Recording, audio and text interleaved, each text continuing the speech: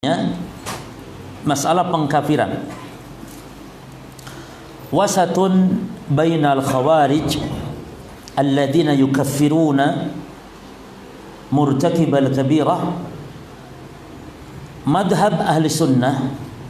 Baik, di dalam akidah jamaah sekalian, apakah banyak madhab? Sama, banyak madhab dalam akidah. Ada madhab ahli sunnah, ada madhab khawarij, ada madhab al-mu'tazilah, ada madhab al-qadariyah, ada madhab maturidiyah, madhab asy'ariyah, madhab kulabiyah, dan madhab-madhab yang lainnya, madhab murji'ah, madhab jahmiyah. Banyak madhab. Namun di dalam akidah haram hukumnya memilih madhab. Beda dengan fikih. Kalau fikih tidak haram, silakan bermadhab dalam fikih. Dalam fikih mazhabnya apa saja yang kita kenal? Ada 4 imam. Imam madhab Syafi'i, madhab Hambali, madhab Maliki, madhab Hanafi, dan madhab-madhab yang lain ada. Madhab Dohiri misalnya. Itu tidak haram bermadhab selama tidak menjadikan madhab sebagai din, tidak menjadikan madhab sebagai agama. Apa maksudnya madhab sebagai agama? Ya ini pokoknya benar salah saya Syafi'i, benar salah pokoknya saya Hambali. Ini konsekuensinya kalau begini, akan membantah, akan menolak, akan mengingkari hadis Rasul atau sunnah Rasul sekalipun sahih, tapi bertentangan dengan madhab, ditolak sama dia.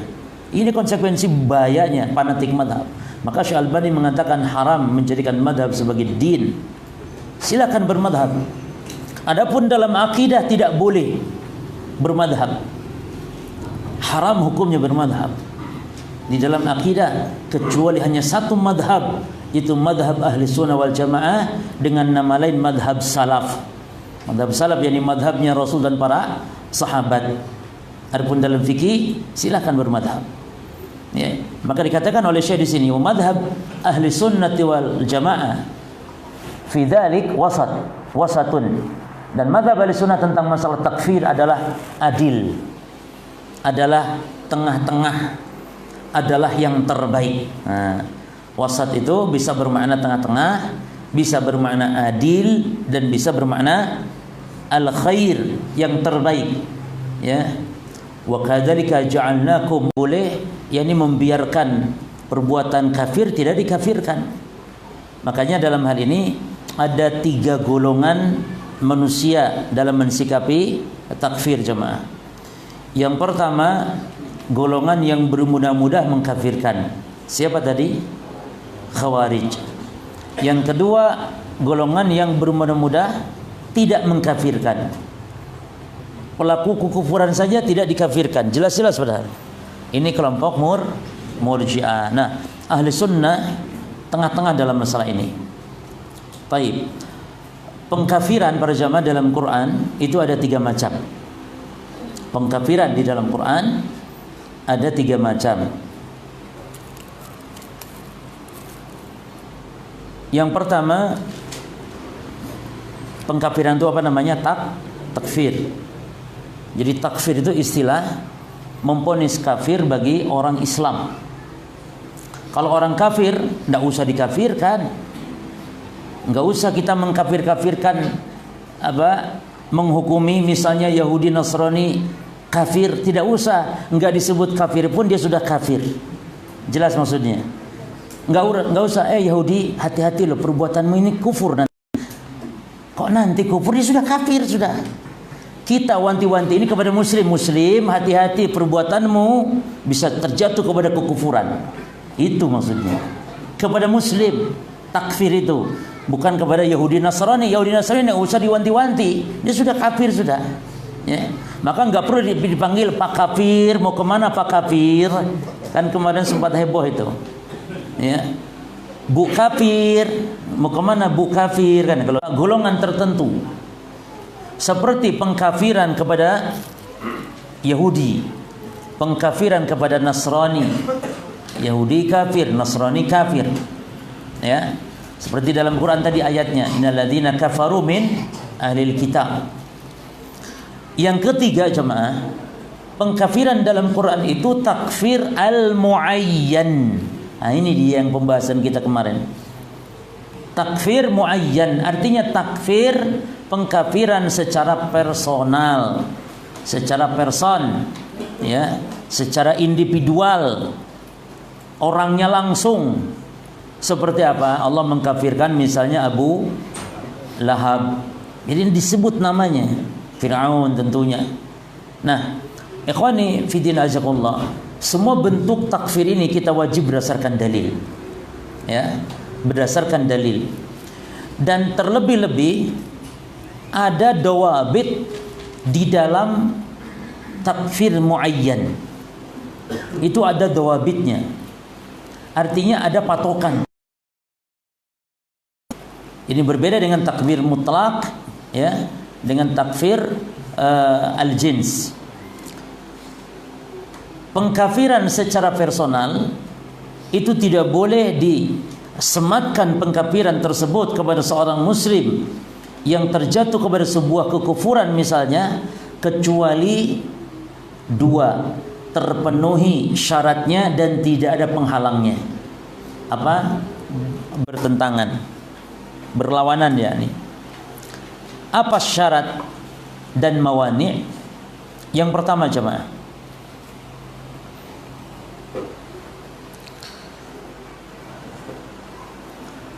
al-aql, syaratnya al-aql, dan mawani'nya apa? Lawan dari akal, orang berakal. Syaratnya harus orang yang dikafirkan harus orang, lawannya berarti penghalangnya. Nah, dan ini dalilnya tentang masalah 3 kelompok manusia yang pena diangkat, ya. Rufi'al qalam an salasah, diangkat pena tidak dihitung dosa, ya nih, dari 3 golongan. Pertama ni naim hatta yastayqidh, orang yang tidur sampai dia terbangun. Jadi kalau orang yang sedang tidur berbuat maksiat misalnya, tidak dihitung dosa oleh Allah. Karena orang tidur tidak dianggap sedang sadar melakukan. Wa anis sabi hatta yahtalim, anak kecil sampai dewasa. Jadi anak kecil kalau berbuat maksiat tidak dihitung dosa. Tapi anak kecil berbuat kebaikan dihitung pahala cuma. Masya Allah di sini ya, ke welas asihannya Allah, Maha Rahman, Maha Rahmat, Maha Rahim Allah. Jadi kalau anak kecil berbuat kebaikan dihitung pahala. Anak kecil berbuat maksiat tidak dihitung dosa. Lalu wa anil majnun hatta yaqil, orang gila sampai dia berakal. Taib. Jadi namanya orang gila itu bebas. Tidak usah sholat, tidak usah apa. Makanya jenengan mulai malas sholat, nah, ya tinggal ya gila sedikit sudah bebas. Bebas taklif ya, kewajiban-kewajiban bebas. Nah, syarat yang kedua dan lawan yang kedua, penghalang yang kedua jemaah. Syarat yang kedua al-bulugh. Jadi kalau ada orang gila mencaci maki Allah misalnya, kafir enggak hukumnya? Enggak boleh. Karena tak ada penghalang dan tidak ada syaratnya. Tidak terpenuhi syaratnya, ya. Nah, sekarang yang kedua al-baligh atau al-bulugh. Al-bulugh syaratnya apa, berarti mawani'nya? Apa bulugh? Bulugh baligh, ya. Apa mawani'? Lawan dari baligh apa? Bulugh. Lawan dari bulugh? Nah, as-sighar. Al-bulugh syarat, mawani'nya as-sighar. Jadi kalau dalilnya mana? Tadi sama dalilnya kan? Diangkat pena 3 golongan. Wa anis sabi hatta yahtalim, anak kecil sampai yahtalim, sampai dewasa, yani sampai balik. Kalau ada anak kecil misalnya moro-moro mencaci maki Allah, menghina Nabi Muhammad SAW misalnya, ya, atau anak kecil mengatakan zina halal misalnya, kafir tidak jemaah? Tidak, namun diajari, ya. Bukan mentang-mentang anak kecil wis sawaya wis bebas ya wis yo. Bukan, hatta orang gila pun, kalau orang gila mencaci maki misu-misu, ya tenang no. Masih gila tetap, cuman hukum kufur kepadanya tidak berlaku. Jelas jemaah ya. Yang ketiga jemaah, al-ilmu syaratnya, yakni mengetahui hukum, ya. Dan nanti akan ada pengecualian. Mengetahui hukum itu baru bisa dikafirkan. Kalau dia tidak tahu hukumnya nggak boleh dikafirkan secara personal. Ini kita membahas takfir apa ini jemaah? takfir personal, tidak berlaku pada takfir mutlak ini. Jadi takfir mutlak itu begini loh. Barang siapa yang mencaci maki Allah, mencaci maki Rasul, kufur. Perbuatan ini kufur, ucapan ini kufur. Tapi orangnya yang namanya si fulan kafir tidak, berlaku ini syarat. Jelas ya? Jadi masih betul perkataannya kufur, tapi orangnya, ta'yinnya baru berlaku syarat. Jelas nggak jemaah? Seperti kemarin, doktor yang nulis disertasi zina halal. Masalah ucapan kufurnya sepakat ulama. Sepakat ulama. Namun dalam masalah mentakyin dia nih, ada di antara ustadz kita pun, bahkan sempat kita seperti eker-ekeran di grup WhatsApp. Eker-ekeran di grup WhatsApp para ustadz tentang si fulan ini. Jadi ada yang ustadz yang hati-hati, masya Allah. Namun juga hati-hati nanti tidak pada tempatnya. Ya. Jadi kalau sang dokter kayak gini nih bagaimana, berlaku ndak al-ilm? Apa harus iqamatul hujjah? Nanti di akhir akan kita bahas. Intinya tidak bersyarat jemaah harus iqamatul hujjah kalau dalam masalah yang ma'lumun minad din bidarurah, perkara yang enggak samar.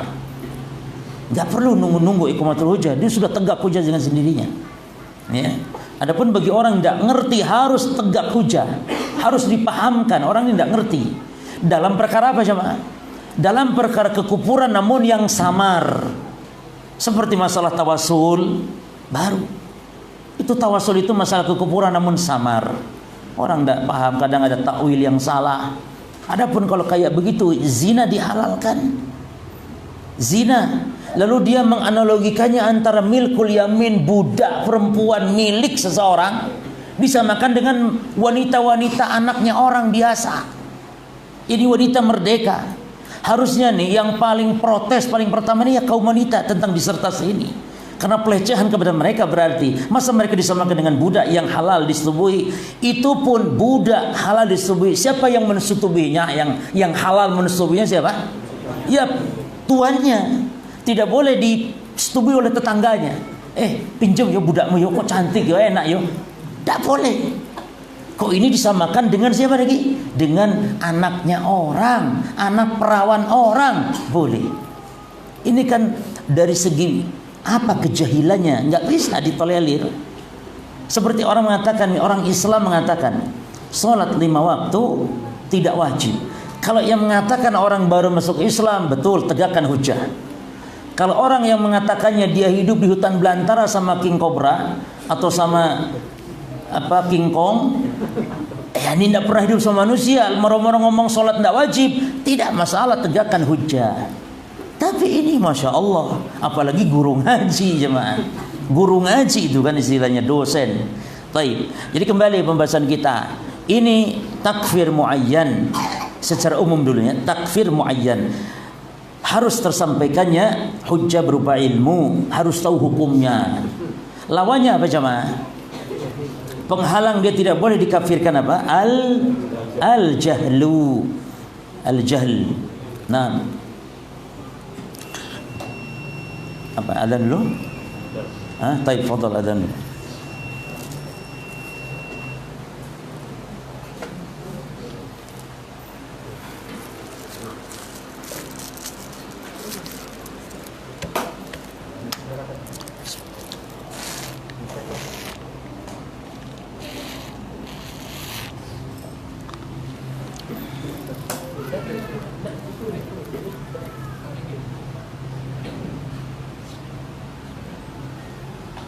Allahu Akbar, Allahu Akbar, Allahu Akbar, Allahu Akbar. Asyhadu an la ilaha illallah. Asyhadu an la ilaha illallah. Asyhadu an la Asyhadu anna Muhammadar Rasulullah. Asyhadu anna Muhammadar Rasulullah.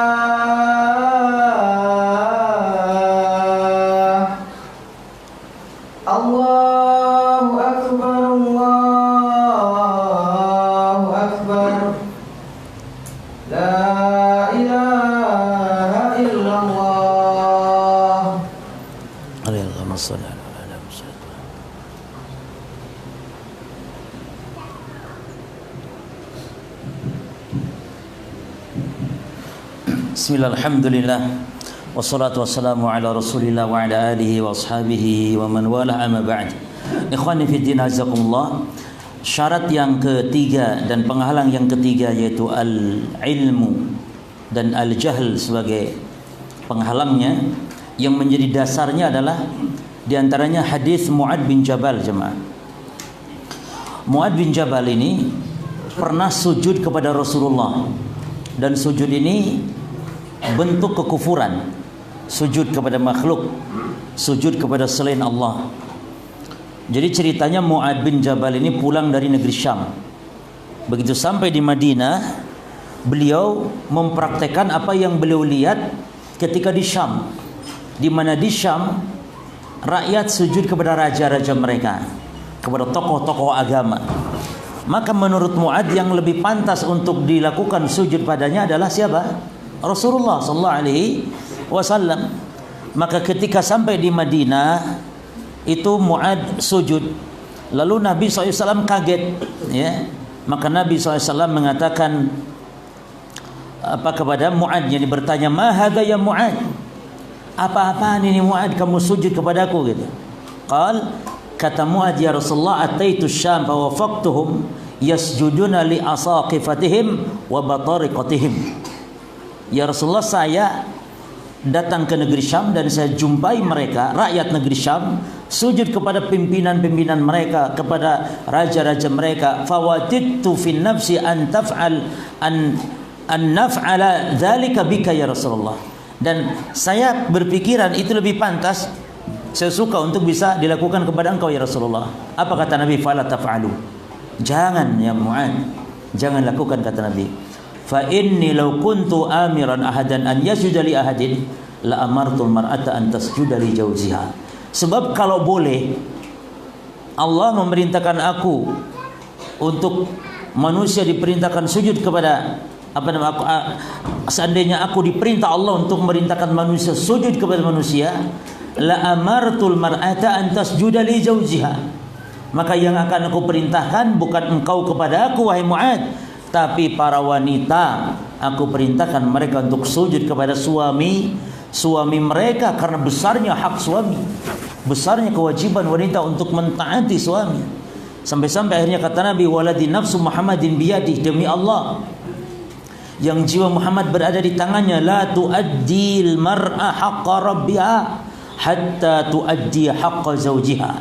Demi Allah, kata Nabi, wanita tidaklah dianggap telah sempurna menunaikan hak Allah Rabbnya sebelum dia menunaikan hak atau sehingga dia menunaikan hak suaminya. Subhanallah jemaah. Jadi tidak sempurna wanita yang taat kepada Allah beribadah tapi durhaka kepada suaminya. Maka perhatikan para wanita, para ummahat sekalian, suami kalian adalah orang yang paling nomor satu kalian puja, kalian puji, kalian agungkan, kalian hormati. Puja bukan berarti dipuja-puja kayak kepada Allah, bukan. Artinya agungkan, muliakan, jangan diremehkan, taati. Itu maksudnya ya. Bukan dipuja, ini puja bahasa apa nih? Jangan puja jadi bahasa ini maknanya disujudi. Kan gak boleh sujud itu, kepada suami pun gak boleh. Namun taati. Kata Nabi, walau sa'alaha nafsaha wa hiya 'ala qatabin lam tamna'hu. Seandainya suaminya minta untuk jima kepada wanita tersebut, hatta walaupun di atas kendaraannya, di atas ontanya, di atas sekedup ontanya itu, di atas kendaraan, ya tentu ini hanya peribahasa jemaah. Tapi kalau betul-betul terjadi di atas kendaraan, maka tunaikan, penuhi. Ini menunjukkan besarnya ketaatan kepada suami. Tapi ya, pembahasan kita bukan itu. Yang tadi pembahasan kita, yakni Mu'ad melakukan kekufuran, namun karena tidak tahu, Nabi tidak kafirkan Mu'ad. Nabi tidak katakan, ente kafir ya Mu'ad, sujud kepada aku, kafir, tidak. Karena Mu'ad tidak tahu. Yang keempat jemaah sekalian, al-ikhtiyaru, ini syaratnya. Apa al-ikhtiyar? Al-ikhtiyar yakni atas kehendaknya sendiri tanpa adanya paksaan. Maka lawannya apa? Apa lawannya al-ikhtiyar? Apa berarti bahasa Arabnya? Al-ikrah. Jadi al-ikhtiyar lawannya al-ikrah. Nah, Dalilnya apa jemaah di sini? Dalilnya tentang sahabat Ammar bin Yasir yang dipaksa untuk mencaci Rasul. Mencaci Rasul kekufuran. Namun ketika lapor kepada Rasul sallallahu alaihi wasallam, maka Allah pun mengabadikan dengan menurunkan firman-Nya di surah At-Taubah jemaah. Ya. Di surah At-Taubah bukan At-Taubah, An-Nahl ayat 106. Man kafara billah min ba'di imanihi illa man ukriha wa qalbuhu mutmainnun bil iman.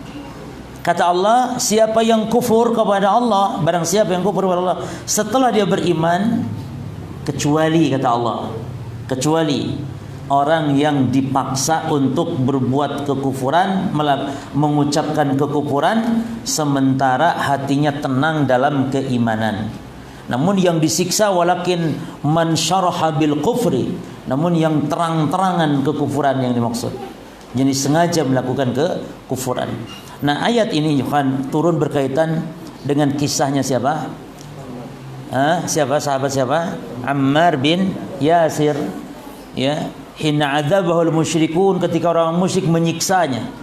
Dan siksaan orang-orang musyrik jemaah demi Allah dalam kitab-kitab sirah dijelaskan siksaan yang demikian berat dirasakan oleh para sahabat. Seperti Bilal. Bilal itu dikalungi, diseret dengan tambang, diterik panas, dan di punggungnya, dibaringkan punggungnya di padang pasir yang panas, kemudian dadanya dihimpit dengan batu, dan terus demikian tidak diangkat. Besoknya demikian lagi, diterik yang panas selalu dibawa demikian sampai akhirnya Abu Bakar pun membebaskannya. Ada yang dibakar punggungnya dengan bara api dan tidak ada yang mematikan bara kecuali keringat atau air yang keluar dari tetesan keringatnya sehingga mati. Siapa dia? Al-Khabbab bin Arat, dia seorang pandai besi yang disiksa oleh tuannya seorang perempuan Mekah. Perempuan jemaah. Namun karena beriman dia kepada Rasul sallallahu alaihi wasallam.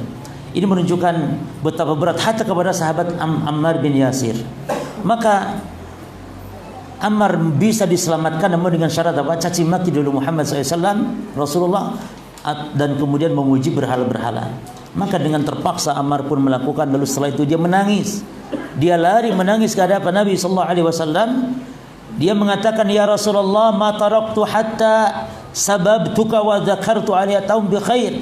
Ya Rasul, mereka terus menyiksa aku ya Rasulullah, sampai akhirnya aku pun mencelamu, aku menghina engkau, kemudian memuji sembahan mereka, baru mereka lepaskan siksaan ya Rasulullah.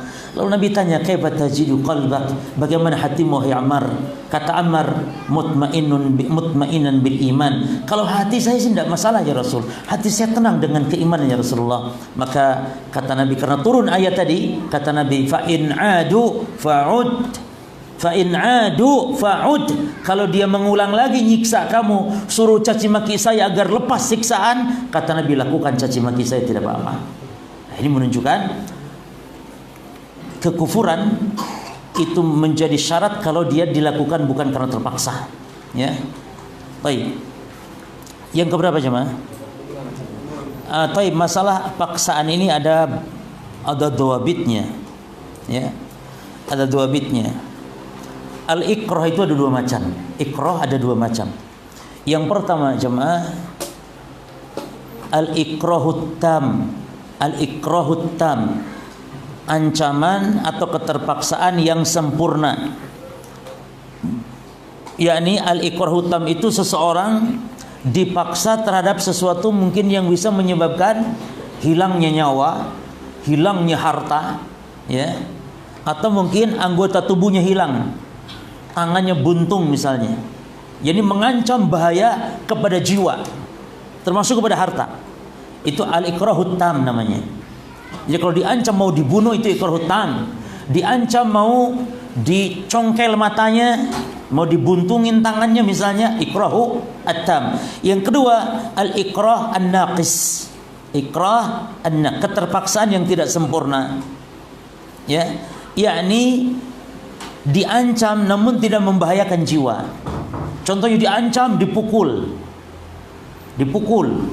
diancam dicaci, diancam hanya sedikit diambil hartanya, ya, bukan seluruh harta, hanya sedikit diambil harta.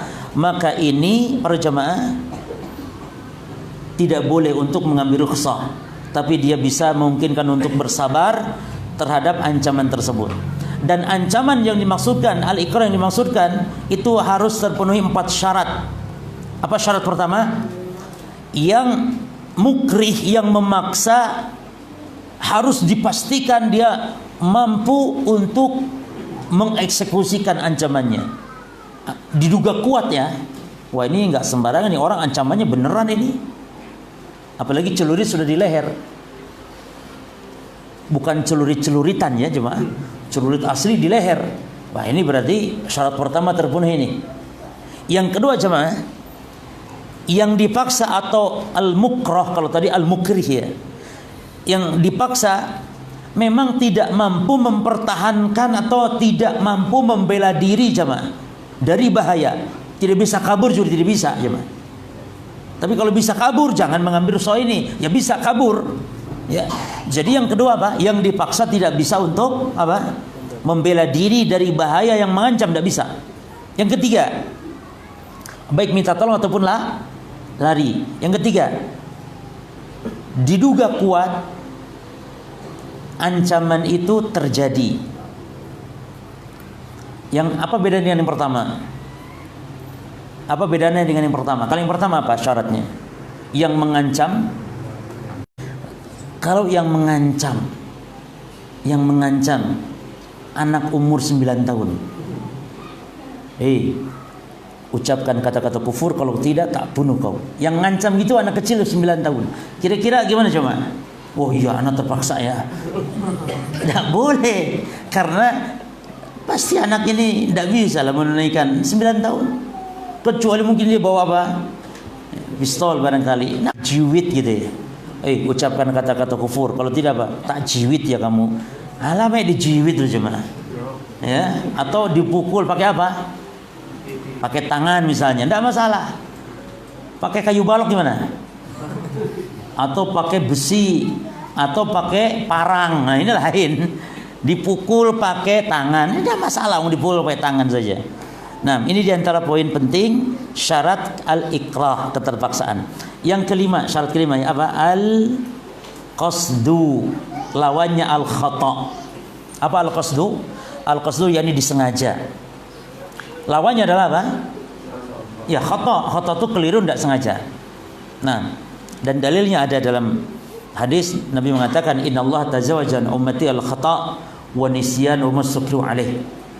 Bahwasanya Allah memaafkan atas umatku perkara yang dilakukan karena lupa atau karena tidak sengaja atau karena dipaksa. Yang keenam jemaah, at-ta'wil. Ta'wil. Di antara penghalang seorang dihukumi kafir ketika dia memahami salah pemahaman. Ya. Baik. Seperti misalnya jemaah, di zaman sahabat itu ada sahabat yang menghalalkan khamr. Nah, persis kasusnya dengan kita sekarang. Ya. Kasus sekarang menghalalkan khamr jemaah. Namanya seorang sahabat bernama Qudamah. Ya. Qudamah itu menghalalkan khamr. Namun para sahabat tidak mengkafirkannya. Taib. Kenapa para jamaah sekalian? Para sahabat tidak dikafirkan, para sahabat tidak mengkafirkan Qudamah karena khamr di zaman sahabat memang perlu atau bisa terjadi kemungkinan salah paham, karena khamr asalnya apa? Asalnya apa khamr jemaah? Di zaman sahabat asalnya halal. Bahkan dibolehkan mabuk sambil sholat atau minum khamr, nanti sholat dibolehkan. Baru ketika sholat juga keliru baca gara-gara mabuk, akhirnya Allah haramkan total. Nah, jadi kalau ada orang mengharamkan khamr di zaman sahabat jemaah, maka pantas para sahabat tidak mengkafirkan karena kesalahan takwil memahami daripada ayat. Disangkanya masih apa? Masih halal, ya. Dia dalam surah Al-Maidah 93 jemaah.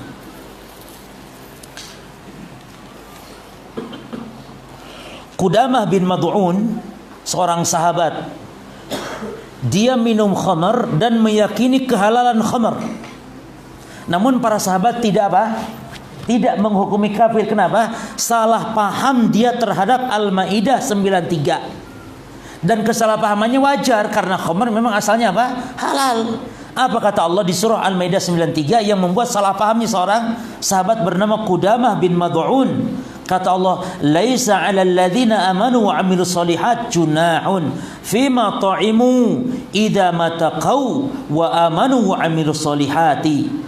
Tidak dosa bagi orang yang beriman dan beramal saleh fima ta'imu, karena memakan makanan yang telah mereka makan, idza mataqau, apabila mereka bertakwa, wa amanu, dan jika mereka beriman, wa amilus solihati, dan beramal saleh, summa taqau wa amanu summa taqau wa ahsanu, kemudian mereka tetap bertakwa, berbuat kebaikan, wa Allahu yuhibbul muhsinin, dan Allah mencintai orang-orang yang berbuat kebaikan. Yakni Qudamah ini bin Mad'un, dia berpikiran, yakni selama mengerjakan amal saleh, memakan makanan ya atau minum minuman yang telah mereka makan dahulu, itu tidak masalah. Jadi salah paham terhadap ayat. Maka para sahabat tidak mengkafirkan Qudamah dan yang semisalnya karena adanya takwil. Namun jemaah, kalau untuk ukuran di zaman sekarang, kalau ada orang menghalalkan khamr, maka tidak berlaku lagi, gitu ya. Karena khamr tidak pernah dihalalkan kepada kita. Dulu sahabat dia merasakan 3 fase pengharaman khamr. Pertama, dibolehkan khamr. Namun Allah mengatakan dia ada buruknya. Namun buruknya lebih besar. Yang kedua, silahkan minum tapi jangan sedang sholat. Yang ketiga, diharamkan secara total. Begitu tahapannya. Nah, kalau zaman kita sekarang tidak boleh lagi disebut ada orang salah paham terhadap kehalalan atau keharaman khamr. Gak boleh jemaah. Karena itu perkara yang sudah terang, yang sudah jelas. Nah, termasuk para sahabat tidak mengkafirkan orang Khawarij. Kenapa? Padahal dia mengkafirkan Utsman bin Affan, mengkafirkan Ali, ya. Maka alasannya karena orang-orang Khawarij itu salah paham dalam mentakwil ayat. Nah, di sini jemaah sekalian, maka kita katakan takfir muayyan, ya, itu tidak boleh kecuali harus terpenuhi syarat dan apa tadi? Tidak ada penghalangnya. Namun di sini ada catatan. Ada catatan jemaah. Apa catatannya? Kalau seseorang terjerumus kepada kekufuran dan perkaranya sudah terang dan jelas, perkara yang sudah disepakati dalam agama tentang hukumnya, ya, maka tidak berlaku padanya untuk ditegakkan hujah, untuk iqamatul hujah. Tidak berlaku jemaah. Sebagaimana penjelasan para ulama di sini. Di antaranya kita baca perkataan para imam. Al-Imam As-Suyuti di dalam kitabnya Al-Ashbah wan Nadhair, beliau mengatakan, kullu man jahila tahrima syai' mimma yashtarik fihi ghalibun nas, setiap orang yang bodoh, tidak mengerti. Ini berkaitan tentang syarat-syarat tadi jamaahnya. Tahrima syai'in mimma yashtariku fihi ghalibun nas, tentang pengharaman sesuatu yang juga diketahui oleh mayoritas manusia, maka lam yuqbal, maka tidak diterima alasan ketidaktahuannya. Jemaah sekalian, maka perhatikan, udzur karena kejahilan terhadap suatu dosa, kesalahan, maka kadang-kadang itu sesuai dengan kondisinya. Kalau di daerah yang dakwah tauhid menyebar, misalnya seperti di Saudi Arabia, orang yang tidak tahu tauhid itu tidak dianggap ketidaktahuannya. Kalau di Saudi Arabia, orang datang ke dukun di Saudi Arabia, ya, kalau ada orang datang ke dukun lalu dia alasannya tidak tahu hukum datang ke dukun, maka alasan tidak tahu tidak diberikan uzur. Jelas jemaah? Karena di Saudi sudah menyebar dakwah tauhid. Tapi di Indonesia hal seperti itu terus ditegakkan tauhid, ditegakkan apa? Hujjah. Dan ketidaktahuannya bisa terjadi. Ya. Baik. Nah, sekarang kalau urusan harta di negeri kita ini urusannya jelas dan gamblang, maka ketidaktahuannya tidak diterima. Sebagaimana kata Imam Suyuti, lam yuqbal illa an yakuna qariba ahdin lil Islam, kecuali orang itu baru masuk Islam. Kalau ada orang misalnya terjatuh kepada kesalahan, lalu dengan alasan dia tidak tahu hukumnya kesalahan tersebut, padahal manusia kebanyakannya paham kalau itu salah, kalau itu haram, itu tidak diterima alasan tidak tahunya. Cuma jelas di sini cuma ya. Umumnya manusia tahu gitu loh. Maka kalau ada orang menghalalkan zina, kalau ada orang mengatakan sholat wajib tidak wajib atau sholat 5 waktu tidak wajib, tidak bisa diterima ketidaktahuannya dan tidak perlu ditegakkan hujah. Dengan sendirinya orang itu telah kufur. Jelas ya di sini ya.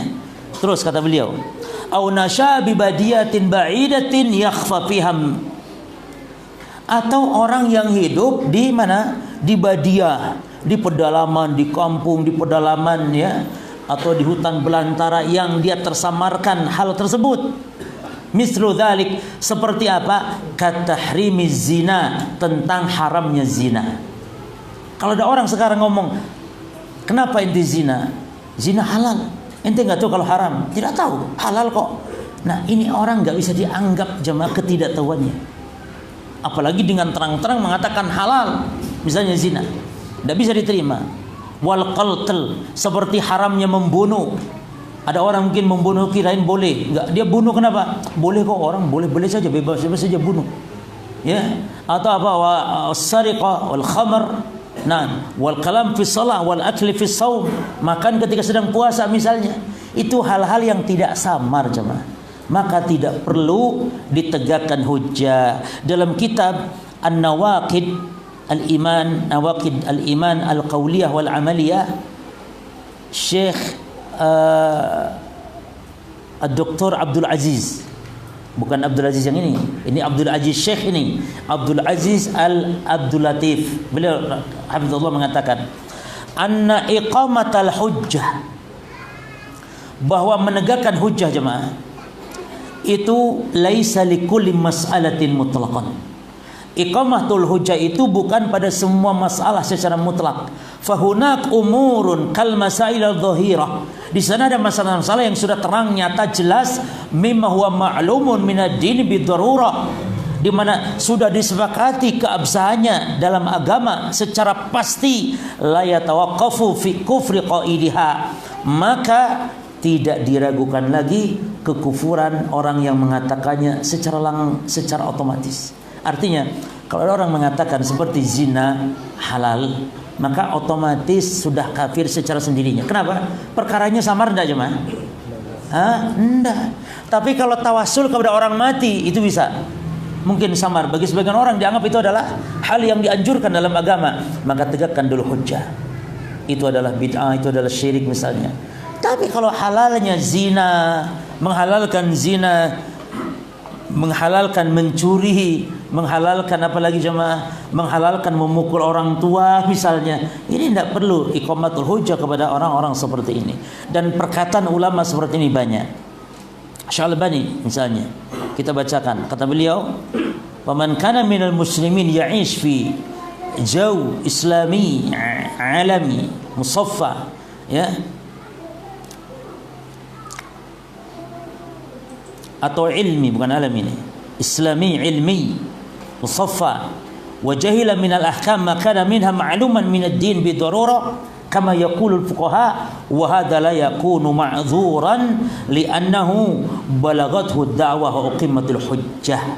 Kata Syalbani, siapa orang muslim yang hidup di lingkungan muslim, di lingkungan yang ada ilmu di dalamnya, yakni yang bersih, ya, dan lalu dia jahil dari hukum-hukum yang sudah disepakati kepastiannya dalam agama, maka ini tidak diberikan uzur ketidaktahuannya, li'annahu balagatu dakwah, karena maknanya dakwah sudah sampai kepadanya dan sudah tegak hujjah. Ya, jadi tidak secara mutlak jamaahnya penerapan iqamatul hujjah. Penerapan iqamatul hujjah seperti syarat-syarat tadi itu berlaku jika memang orang tersebut dalam perkara yang samar. Namun kalau dalam perkara-perkara yang sudah pasti, maka tidak perlu iqamatul hujjah, dengan sendirinya orang tersebut telah kufur. Jelas insyaallah di sini. Mungkin ini dulu yang bisa kita sampaikan. Ini kok pertanyaan banyak nih jemaah. Baik.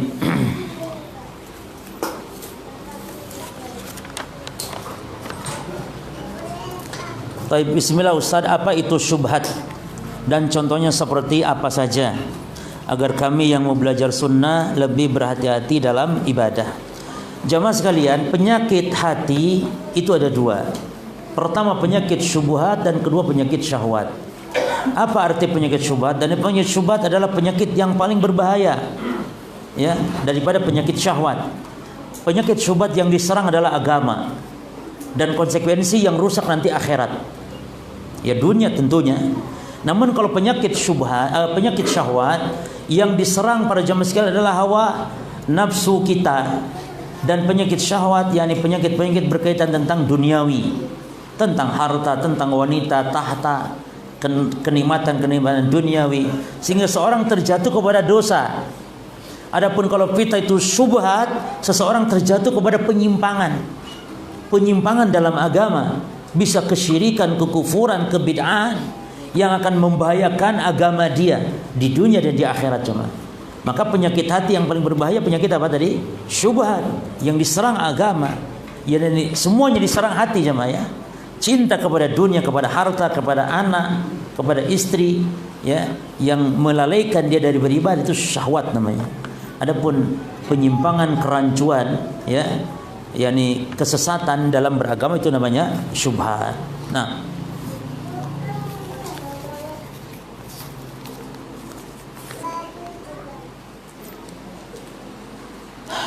bagaimana dengan pengantin yang menggunakan solat, yang meninggalkan solat dikarenakan sedang melaksanakan acara pernikahannya? Karena terkadang orang tua ingin melaksanakan acara dan dari siang hingga malam. Apakah pengantin tersebut harus mengqadha? Tidak boleh mengqadha, dan hukumnya haram dan dosa besar dan tidak berkah kawinnya. Tidak berkah kawinnya, Allah murka pernikahannya. Tidak diberkahi, demi Allah tidak diberkahi. Bagaimana dia menikah dengan melakukan dosa yang sangat besar, meninggalkan sholat, ya? Dan ini masalahnya karena dirias. Itu pengantin sampai 5 cm tebalnya bedak. Bagaimana kalau sholat berwudu luntur nanti? Sementara panggil rias pengantin itu mahal. Itu akibatnya jemaah. Maka ini musibah ya tentang masalah merias dan semisalnya, apalagi dalam acara dan yang lainnya. Maka mohon diperhatikan kepada khususnya para orang tua ya. Nikahkan anak Anda dalam keadaan berkah, tidak melalaikan ibadah. Dan diantara bentuk pernikahan yang tidak berkah juga apa? Kalau kawinan nanggap dangdutan, itu termasuk juga jauh dari keberkahan, ya. Baik, jadi hindari hal-hal yang maksiat saat pernikahan, karena itu adalah gerbang keberkahan. Bagaimana jemaah akan berkah hidup seorang atau sebuah keluarga suami istri ketika diawali dengan kemaksiatan kepada Allah?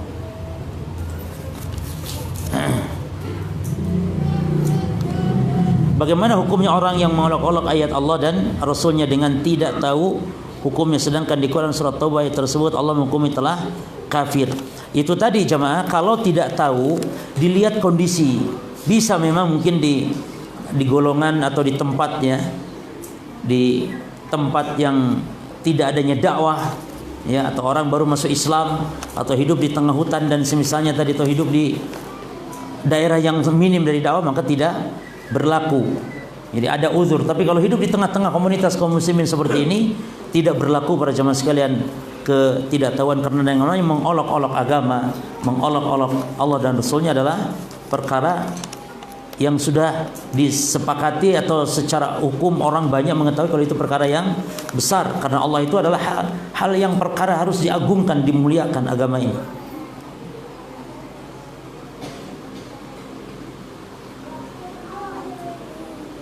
Baik.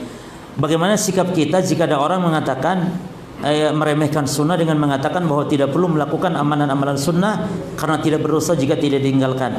Ini tidak masalah karena yang dimaksud oleh dia sunnah bukan petunjuk Nabi, bukan memperolok petunjuk Nabi, tapi memperolok yakni dalam arti ini kan tidak wajib maka tinggalkan saja. Itu tidak masalah, memang benar perkataannya. Ini tidak wajib, tinggalkan tidak masalah. Ini tidak berdosa walaupun dia merugi tentunya, dan dia tidak termasuk memperolok insyaallah, kecuali memperolok sunnah, maknanya memperolok petunjuk Nabi, ya, ajaran Nabi, itu yang dimaksud sunnah. Karena memang kebanyakan orang awam memahami sunnah itu adalah sunnah yakni mustahab, yakni seperti sholat sunnah, puasa sunnah. Adapun sunnah yang dimaksud dari pembahasan para ulama apa maknanya? Petunjuk Nabi, ajaran Nabi. Nah kalau diperolok-olok ajaran Nabi, ini jelas kekufuran maknanya.